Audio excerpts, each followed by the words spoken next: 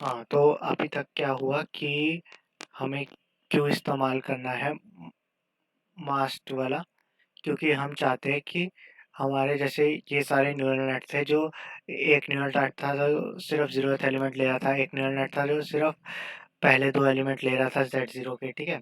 अगला neural net था जो पहले ये तीन एलिमेंट ले रहा था। अगर हमें Z0 सारे Z0 के सारे एलिमेंट पता है तो हम ये सारे न्यूरल नेट इकट्ठे चला सकते हैं, ठीक है। अब अगर हमें इकट्ठे चलाना है तो अ,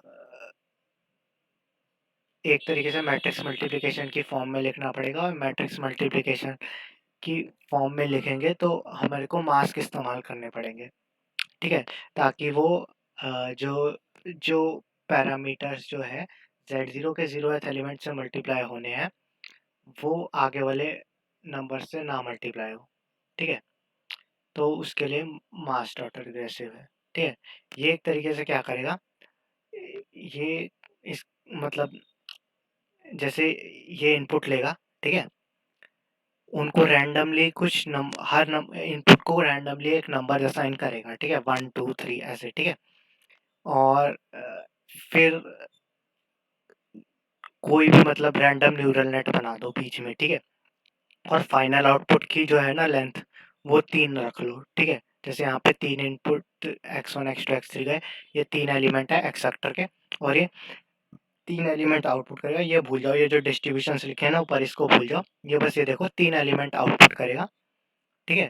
वो होंगे Z0 Z1 Z2, ठीक है। ऐसे कुछ होंगे, वो क्या होंगे अभी पता नहीं, ठीक है। अभी लेकिन हमने क्या किया है, x1 x2 x3 लिए तीनों को रैंडमली नंबर असाइन कर दिया, ठीक है। अब क्या करेंगे, एक लेयर ऊपर जाएंगे, इस लेयर के अंदर जितने मर्जी न्यूरॉन डालो, ठीक है, जैसे मर्जी कनेक्शन बना दो पिछली वाली लेयर के साथ, ठीक है। लेकिन अब हम क्या करेंगे, इस लेयर के हर न्यूरॉन के पास जाएंगे और हम उसको कहेंगे एक रैंडमली नंबर असाइन करेंगे, कितने से कितने के बीच में, 1 से लेके, जैसे यहाँ पे 3 था ना तो 1 और 2 में से कोई एक नंबर रैंडमली असाइन करेंगे इन दोनों को। अगर यहाँ पे 1 2 3 4 4 नंबर होते हैं ना नीचे, चार इनपुट होते हैं नीचे, तो हर न्यूरॉन को 1 2 3 में से कोई एक नंबर रैंडमली असाइन करते थे, ठीक है। और अगर यहाँ पे 5 होते तो 1 2 3 4 में से हर न्यूरॉन को एक नंबर रैंडमली कोई भी असाइन करते थे, ठीक है। अब जैसे इस न्यूरॉन के पास 2 है, ठीक है, इसको 2 असाइन हुआ तो यानी इस ये अलाउड है कि ये 1 और 2 वाले इनपुट्स को देख सकता है, ठीक है। 1 वाले को अलाउड है कि ये 1 वाले को ही देख सकता है, ठीक है। अगर जो 2 है उसको अलाउड है कि 2 और उससे छोटे इनपुट्स को देख सकता है, ठीक है। इस वाले 2 को भी यही अलाउड है, ठीक है। 3 वाले को कोई नहीं देख सकता, ठीक है। अभी 3 वाले को क्यों नहीं देख सकता, क्योंकि जैसे ऑटो रिग्रेसिव होता है जो चीज़ है ना, जैसे हम चाहते हैं कि एक एक करके एलिमेंट्स बने, है ना। तो जो एक एलिमेंट हमेशा ऐसा होगा जो मतलब उसको कोई नहीं देखता, ठीक है, इनपुट के अंदर। ये क्यों होगा अभी थोड़ा आगे जाके फिर समझ आएगा, ठीक है। लेकिन अभी यहाँ पे देखो फिर अगली लेयर के अंदर फिर हमने रैंडमली नंबर असाइन करे, ठीक है। ऐसे ही 1 से लेके 2 के बीच में ही, है ना। अब जो फिर वही करेंगे हम, कनेक्शंस को लिमिट करेंगे कैसे, कि जो 1 वाला है ना, वो उसी को उसी उन्हीं न्यूरॉन्स को अटेंड कर सकता है, पिछले उन्हीं न्यूरॉन्स से कनेक्शन ले सकता है पिछली लेयर के, जिनके नंबर्स 1 या 2 से छोटे हो, ठीक है। नहीं, 1 या 1 से छोटे हो, 1 हो या 1 से छोटे हो। जो 2 वाले न्यूरॉन्स है वो सिर्फ उन्हीं न्यूरॉन से कनेक्ट हो सकता है पिछली लेयर के, जिनके नंबर्स 2 या फिर 2 से छोटे हो, ठीक है। ऐसे करते करते बनेगा। फिर फाइनल लेयर आएगी हमारे पास, फाइनल लेयर के अंदर हम फिर दोबारा जो ये है ना, जो ये वाली नंबरिंग है, यही सेम नंबरिंग हम डालेंगे फाइनल लेयर्स के नंबर्स के ऊपर, ठीक है। फिर हम क्या कहेंगे कि जो ये थर्ड वाला है ना, जिसको 3 नंबर है, वो उन सब से कनेक्शन ले सकता है जिनका नंबर्स 3 या 3 से छोटे, 3 या 3 से छोटे नहीं, जिनके नंबर 3 से छोटे हो, ठीक है। फिर ये जो 2 वाला है वो किससे कनेक्शन ले सकता है, जो 2 से छोटे हो। जो 1 वाला है वो किससे कनेक्शन ले सकता है, जो 1 से छोटे हो प्रीवियस लेयर में, 1 से छोटा वाला कोई नहीं, ठीक है। तो अब ये जो 1 वाला, जैसे ये Z0 Z1 Z2 है, ठीक है। तो ये जो Z1 है ये किसके ऊपर डिपेंडेंट है अभी, इनपुट के कौन से एलिमेंट्स के ऊपर, किसी भी एलिमेंट के ऊपर डिपेंडेंट नहीं है। जो Z3 है वो किसके ऊपर डिपेंडेंट है, कौन से एलिमेंट के ऊपर डिपेंडेंट है, Z1 के ऊपर डिपेंडेंट है। ठीक है। जो Z0 है वो किसके ऊपर डिपेंडेंट है, Z X2 और X3 के ऊपर डिपेंडेंट है। ठीक है। जो Z0 आउटपुट में आएगा यहाँ पे वो सिर्फ इन दोनों के ऊपर डिपेंडेंट है। ठीक है। तो अब एक तरीके से ऑटो रिग्रेसिव दिख रहा होगा यहाँ पे, क्योंकि ये वाला एलिमेंट जो है वो किस पे डिपेंडेंट है, सिर्फ इसके ऊपर। ठीक है। अब अगर मैं इन सबको शिफ्ट करके सही ऑर्डर में लिख दूँ, जैसे पहले 1 लिखूँ, फिर 2 लिखूँ, फिर 3 लिखूँ, है ना, तो फिर ये ऑटो रिग्रेसिव दिखेगा।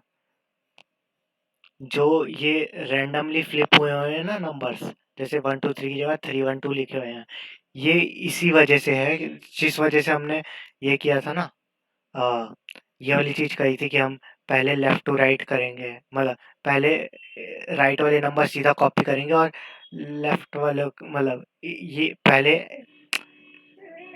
जैसे हमने 2 लेयर बनाई थी ना कि इस वाले को अगली बार इसकी मिरर इमेज बनेगी, है ना, अगली लेयर के अंदर।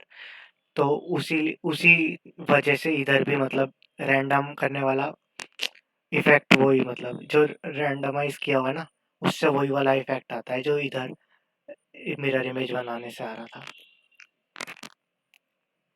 ठीक है। और यहाँ पे और देखोगे तो ये पहला एलिमेंट अलग से क्यों छोड़ा है ना, इसको थोड़ा सोचने की कोशिश करोगे तो बताना फिर क्या लगता है।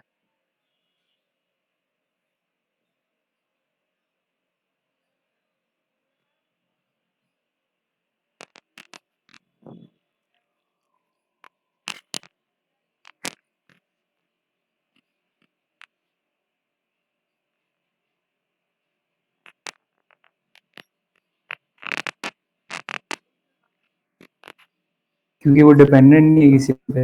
क्या वो, अरे नहीं, हमें एक्स से अभी जेड मतलब फिर इन्वर्टेबल नहीं रहेगा। देखो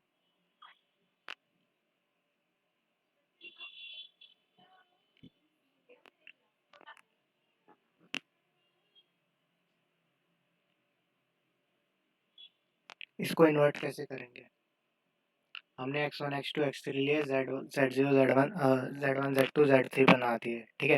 यहाँ पे z1 z2 z3 बना दिए।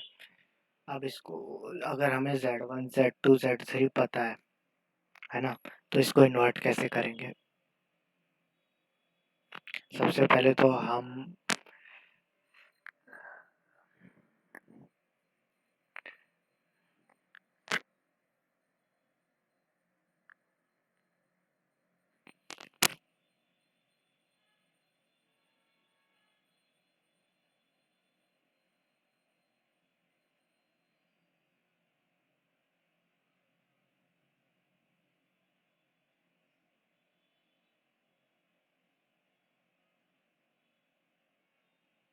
इससे बताओ Z1 बताओ आगे कंटिन्यू करो। इससे Z1 Z2 Z3 मतलब बन नहीं रहे हैं। ठीक है। इससे क्या बन रहे हैं, S और T बन रहे हैं। ठीक है।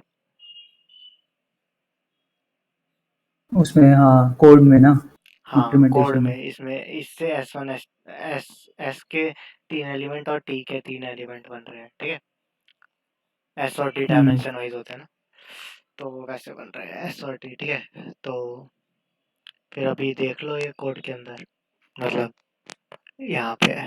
हाँ, तो क्या हो रहा है, तो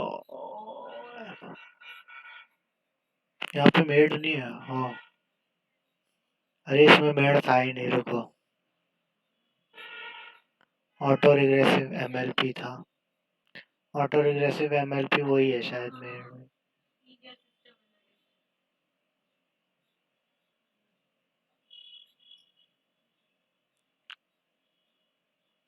हाँ वही है ऑटो रिग्रेसिव एमएलपी की। वो ये जो ARMLP है इसकी डेफिनेशन देखनी है, ये मेड वाली। कहाँ पे? मतलब मेड कैसे काम कर रहा था, ये रैंडमली नंबर चूज करने वाला, इसकी देखनी है अंदर से कोड इसका, या फिर ऐसे ही बस इसको नेट मान लो। ये जो ना इसको जो ये क्या था,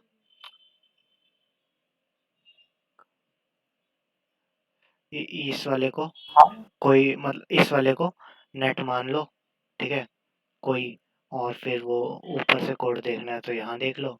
अगर नेट के अंदर क्या हो रहा है, जैसे ये ना क्या नेट क्लास है ना, इसके अंदर क्या हो रहा है तो फिर अंदर से दिखा दूंगा, लेकिन अभी तो ये देखना देख लो ऊपर से। नेट क्लास अंदर से कैसे काम कर रही थी वो बताया था अभी, वो एक्स लेगी एस टी बनाएगी, बिल्कुल पीछे पिछले वाले जैसे ही काम कर रही है, लेकिन ये एस टी सारे इकट्ठे बना रही है हर डायमेंशन के कॉरस्पॉन्डिंग। प्रीवियस वाली फॉर लूप लगा के बना रही थी, ये वाला एक ही बारी में बना रहा है। जैसे इस न्यूरल नेट के अंदर आपने एक बारी में एक्स डाला, सारे एस टी इकट्ठे आ गए। ये जो चीज थी ना, ये क्या है कि जो टू वाला एलिमेंट है वो प्रीवियस लेयर के टू या वन टू से छोटे वाले एलिमेंट्स को ही कनेक्शन बनाए, वो मास्क का इस्तेमाल करके होती है, ठीक है, इनफोर्स।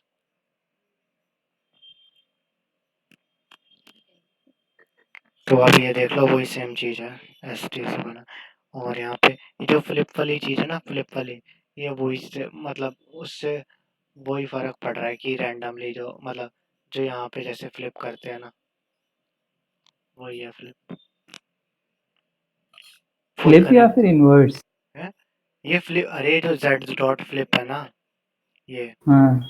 हाँ ये जो दो लेयर बनाई थी है ना, और दूसरी लेयर दूसरे वाले मतलब उस कहा था कि दूसरी वाली लेयर पहली वाली लेयर का मतलब जैसे पहली लेयर के अंदर ये एम जो था इसके ऊपर एक्ट कर रहा था और ये वाला सीधा जा रहा था है ना, तो दूसरी लेयर के अंदर क्या होगा, एम जो है ये वाली चीज के ऊपर एक्ट होगा और ये वाली चीज सीधा जाएगी, ठीक है, और ये वाली चीज कॉपी होगी, जैसे ये वाली चीज यहाँ पे कॉपी हो रही थी, ये वाली चीज यहाँ पे कॉपी होगी, और ये वाली चीज जो यहाँ पे ये वाला वाई है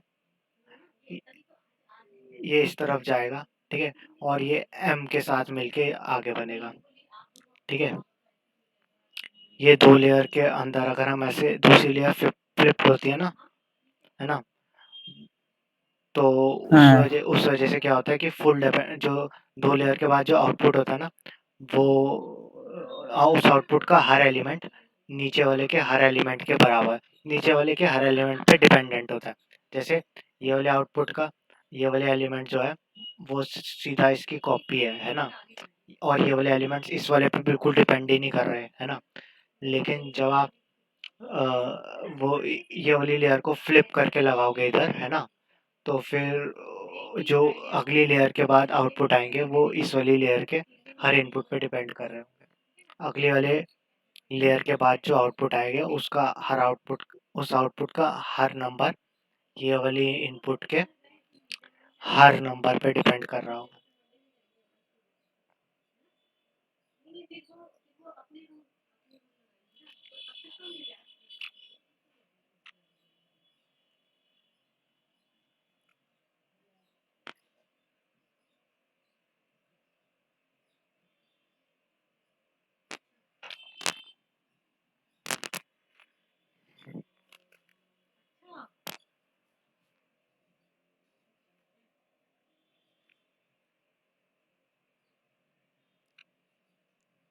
यार कितनी देर बची है? मेरे को एक काम था। बताओ, अभी खत्म कर हाँ। दे, अभी खत्म कर देता। तो अभी ये जो था ना ये जैसे ये जो नेटवर्क था ना, अभी ये एक ही बारी में बना रहा था, क्या होता है एक ही बारी में एक्स लिया उसने और एस बना दिया, जेड बना दिया, ठीक है, लेकिन जब जेड से एक्स बना रहे होंगे ना तो उसको एक एक करके बनाना पड़ेगा, ठीक है, वो बैकवर्ड वाला देखोगे या फिर थोड़ा सोचने की कोशिश करोगे तो पता लग जाएगा, ठीक है? या फिर अगले सेशन में कर लेंगे वो। खुद से सोचने की कोशिश कर लेना एक बार कि जो इनवर्स वाला नेटवर्क है ना, वो एक-एक करके बनाना पड़ेगा। अब जो ठीक है आईएएफ मतलब जो जेड से एक्स बनेगा ना, जनरेशन के टाइम वो एक-एक करके करना पड़ेगा, ठीक है? ठीक है और जो तो आईएएफ है ना, वो इस चीज़ का मतलब उल्टा कर देता है। बस इसका जो मास डॉटर रिग्रेसिव वाले का जो फॉरवर्ड है वो इसका बैकवर्ड हो जाता है, उसका बैकवर्ड है उसका फॉरवर्ड हो जाता है, ठीक है? मतलब कि ठीक है ये आईएएफ वाला इन्वर्स जो हो गया नेटवर्क है ना, वो जनरेशन के टाइम हाँ, इन्वर्स हो जाता है। मतलब आईएएफ वाला जो नेटवर्क है वो जनरेशन के टाइम जेड से एक्स बिल्कुल तेजी से बना देगा, लेकिन लर्निंग के टाइम एक्स टू जेड जो है ना, वो हम्म, एक-एक करके जेड के एलिमेंट बनाएगा, ठीक है? ये ठीक आईएएफ है का एक स्टेप है, एक स्टेप के बराबर है, ठीक है? अब ठीक है अगली बार वो देख लेंगे कि जो पैरेलल वेवनेट होता है ना, वो हम्म, दोनों को फास्ट बना के चलता है, ठीक है? मतलब ठीक है जनरेशन जो है वो इसकी इस्तेमाल करता है आईएएफ की, और लर्निंग के टाइम ये वाला इस्तेमाल करता है मास्टर ऑटो रिग्रेसिव फ्लो। तो दोनों चीज़ फास्ट कर लेता है वो, ठीक है? पैरेलल वेवनेट भी कर लेंगे अगली बार अगर करना होगा, ठीक है? तो अभी खत्म करते हैं फिर, ठीक है? कोड पढ़ ठीक लेना। ठीक एक एक बस एक चीज ये बता दियो कि अगला पेपर कौन सा ग्लो डिस्कस करना है